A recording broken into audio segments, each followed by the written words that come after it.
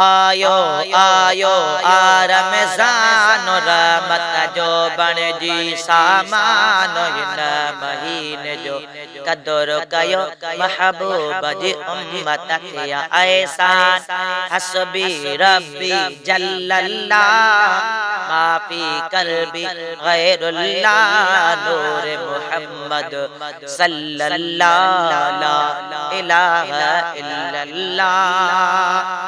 सिर सजदे में यार रखे रोई रोई रब जे अॻियां पंहिंजे गुनाहनि जी माफ़ी घुर तो मिठड़े मालिक खां। सिर सजदे में यार रखी रोई रोई रब जे अॻियां पंहिंजे गुनाहनि जी माफ़ी घुर तो मिठड़े मालिक खां। आका जे सदके यारो राज़ी थींदो अर्श वारो थींदो असां ते रब मेहरबान इन महीने जो कदुर कयो। आयो आयो आ रमज़ान रहमत जो बणिजी सामान इन महीने जो कदुर कयो महबूब जी उम्मत खे एहसान। रोज़ा रखो नमाज़ पढ़ो तहज्जुद लई भी तैयार थियो कुरान मिट जो लोलियूं ॾेई मस्जिद ॾे सभु यार हलो। रोज़ा रखो नमाज़ पढ़ो तहज्जुद लई भी तैयार थियो कुरान मिट जो लोलियूं ॾेई मस्जिद ॾे सभु यार हलो। कंदासीं गरीबनि जी ख़िदमत हासिल करणी आ रहमत मिलंदी मोमिन खे जन्नत राज़ी थी पवंदो रहमान।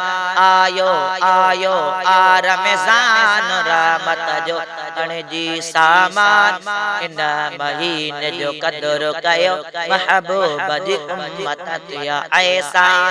हस्बी रब्बी जल्लल्लाह माफी कल्बी गैरुल्लाह नूर मुहम्मद सल्लल्लाहु ला इलाहा इल्लल्लाह। वसी मसू मेरा रोई दुआ पंहिंजे रब जी हम्द सना रातिया ॾींहां ज़िक्र करे रहमत सां पंहिंजा झोल भरे।